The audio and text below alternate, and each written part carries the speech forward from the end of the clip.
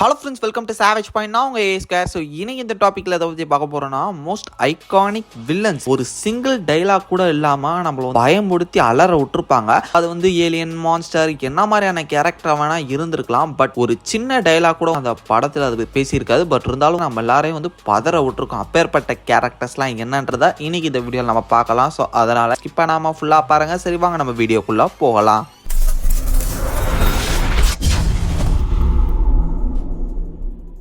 லிஸ்ட்ல 7ஆவதா இருக்கிறது alien படங்கள்லேருந்து alien, த predator படங்கள்லேருந்து predator. இந்த ரெண்டு மான்ஸ்டர்ஸ், இந்த ரெண்டு ஏலியன் கிரியேச்சர்ஸும் பயங்கரமாக இந்த படங்கள் அவங்களோட வில்லனிசம் வந்து காமிச்சிருப்பாங்க. பயங்கரமான ஒரு சைலண்ட் கில்லர்ஸ்னே சொல்லலாம். இவங்களோட ஆக்ஷன், இவங்களோட அந்த ஒவ்வொரு சீக்வன்ஸுமே நம்ம வந்து நைல் பைட்டிங் சீக்வன்ஸாக இருக்கும். நம்ம எல்லாருமே பதறி போயிருப்போம். ஹியூமன்ஸ் இதுங்கிட்டு தப்பிப்பாங்களா, செத்துருவாங்களா அப்படின்ற அந்த ஒரு திகிலான சீக்வன்சஸ்லாம் பயங்கரமாக இருக்கும். ஒரு சில டாக்கிங் சீக்வன்ஸ் மட்டும் பிரெடேட்டர்ஸ்ட வந்து லைட்டாக வந்து காமிச்சிருப்பாங்களே தவிர்த்து மற்றபடி ஓவராலா சைலண்டான ஒரு கிரியேச்சர்ஸ் தான். சிங்கிள் டயலாக் கூட இருந்திருக்காது. இருந்தாலும் வந்து பாத்தீங்கன்னா நம்ம வந்து நடுங்கி போயிருப்போம் அந்த ஒரு சில சீக்வன்சஸ்லாம் பார்க்கும்போது, த்ரில்லிங் சீக்வன்சஸ்லாம் பார்க்கும்போது.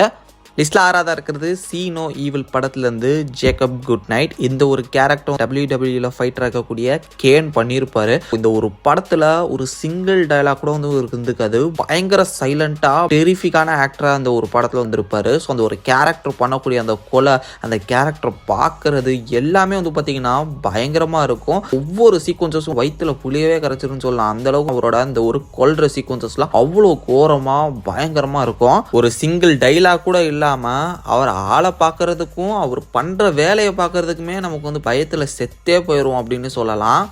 லிஸ்ட்ல 5ஆவதா இருக்கிறது லைஃப் படத்துலேருந்து கேல்வின். இந்த ஒரு ஏலியன் மார்ஸ்ல ஆரிஜினேட் ஆன மாதிரி சொல்லியிருப்பாங்க. பார்க்கறதுக்கு ஜெல்லி ஃபிஷ்மா இருக்கும். ஸோ இதோட டென்டக்கிள்ஸை வச்சு ஏதாவது ஹியூமன்ஸோட பாடி, அதோட ஆர்கன்ஸை வந்து பிக்கா அப்சர்வ் பண்ணி கொல்லக்கூடிய அந்த ஒரு சக்தி இதுக்கு இருக்கும். ரொம்பவே பயங்கரமா இருக்கும். ஸோ அந்த ஒரு லைஃப் படத்துல ஒவ்வொரு கேரக்டர்ஸையும் தேடி தேடி அந்த கொலை பண்ணக்கூடிய அந்த சீக்வன்ஸ், அவங்க அதுல இருந்து எஸ்கேப் ஆகிறதுக்கு ஒவ்வொன்றும் செய்யறது, இதெல்லாம் பயங்கர நெயில் பைட்டிங் சீக்வன்சஸ் சொல்லலாம். எல்லாரும் அதிர்ச்சியோட இந்த ஒரு படத்தை பார்த்துருப்பீங்க நிச்சயமா. ஸோ இந்த ஒரு ஏலியன் எல்லாரையுமே துரத்தி பிடிக்கும். ஸோ அதுல அவங்க தப்பிக்கிறதுக்கு செய்யறது இது எல்லாமே பார்க்கறதுக்கு ரொம்பவே கொடூரமா இருக்கும்னு சொல்லலாம். ஸோ ஒரு சிங்கிள் டைலாக் கூட இந்த ஒரு ஏலியன் இருந்திருக்காது. பட் பார்க்கறதுக்கும் ரொம்ப கோரமா இது செய்யற செயல்கள்லாம் பார்க்கறதுக்கு பயங்கர டெரிஃபிக்கா இருந்திருக்குன்னே சொல்லணும்.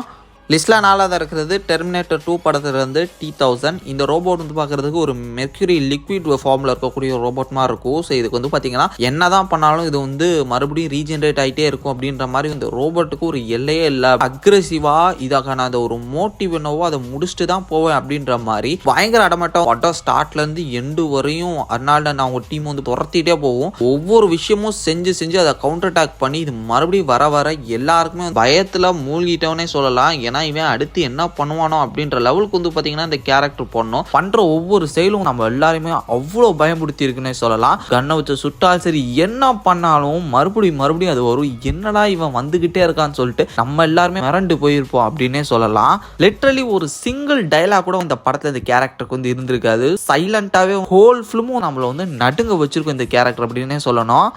லிஸ்ட்ல 3ஆவதா இருக்கிறது மெக் படத்துல வரக்கூடிய மெகலடான் ஷார்க் படங்கள் அப்படின்னாலே நம்ம எல்லாருக்குமே வந்து ஒரு பயம் அப்படின்னே சொல்லலாம். அதுலயும் இது வந்து ஒரு ஜெய்ஜாண்டிக்கான ஒரு பெரிய ஷார்க்கு. இன்ட்ரோ சீக்வன்ஸா இருக்கட்டும், இது வந்து ஒவ்வொருத்தரையும் போட்டு தள்ளுற அந்த சீக்வன்சஸ் எல்லாமே கொடூரமா இருக்கும் அப்படின்னு சொல்லலாம். இது வந்து 2 பார்ட் படங்கள் வந்திருக்கு. 2லயும் பயங்கர டெரிஃபிக்கா அந்த ஒரு மெகலடான் ஷார்க் வந்து காமிச்சிருப்பாங்க. ஒவ்வொரு சீக்வன்ஸுமே வந்து பாத்தீங்கன்னா பயங்கர கிரீப்பியா இருக்கும். இது மான்ஸ்டர்ன்ற காரணத்தினாலே இதுக்கு வந்து எந்த விதமான ஒரு டைலாக்கும் இல்லை. பட் இருந்தாலும் இந்த மான்ஸ்டர் செய்யக்கூடிய செயல்கள் வந்து நம்மள பயமுடுத்திருக்கும். அடுத்து என்ன பண்ண போகுது, யாரை கொல்ல போகுது, எங்கிருந்து வந்துருமோ அப்படின்னு ஆடியன்ஸை அந்த ஒரு பேனிக்லேயே வச்சிருக்கோம்.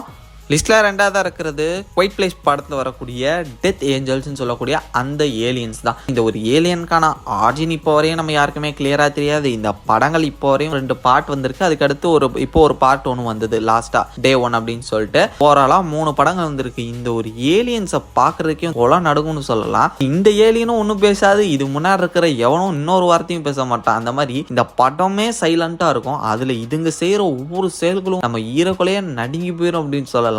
ஒவ்வொரு சீக்வன்சஸுமே பயங்கர கிரீப்பியா டெரிஃபிக்கா இருக்கும். அந்த படமே ஒரு பெரிய சைலன்ஸ் ஃபிலிம்ன்ற காரணத்தினாலே வந்து பாத்தீங்கன்னா இதோட அப்பியரன்ஸ் வந்து நம்ம எல்லாருமே வந்து நடுங்க வச்சிருக்கு அப்படின்னே சொல்லலாம். ஸோ ஃபைனல் நம்ம லிஸ்ட்டில் நம்பர் 1 பொசிஷனில் இருக்கிறது ராங் டர்ன் படங்களில் வரக்கூடிய அந்த 3 பேர். இவனுங்க ஏலியனா இல்லை மியூட்டேட்டான ஹியூமன்ஸா, இவனுக்கு வந்து என்ன மாதிரியான ஒரு ஜீவனுங்க அப்படின்னே சொல்ல முடியல. ஒவ்வொரு பார்ட் படங்கள்லையும் வந்து மனுஷங்க வந்து போவாங்க, ஏதோ ஒரு விதத்துக்காக பிக்னிக்காக போவாங்க, இல்லைனா கார் பிரேக் டவுன் ஆகி நிற்பாங்க. இது மாதிரியான ஒவ்வொரு ஈவெண்ட் இருக்கும். ஹியூமன்ஸ் வந்து பார்த்தீங்கன்னா காட்டில் இருப்பாங்க, அந்த காட்டில் இவனுங்க இருப்பானுங்க. ஸோ இவனுங்க வந்து பார்த்தீங்கன்னா மனித கறி சாப்பிடக்கூடிய ஒரு ஜீவனுங்க மாதிரி சுற்றிட்டு இருப்பாங்க. இவனுங்க வந்து பிளான் எல்லாம் பக்காவாக போடுவாங்க, கிட்டத்தட்ட ஹியூமன்ஸ் லெவலுக்கு யோசிப்பானுங்க. பட் ஹியூமன்ஸோட அந்த ஒரு மீட்டு சாப்பிடக்கூடிய டெரிஃபிக்கான ஒரு குரூப்பாக அவனுங்க இருப்பானுங்க.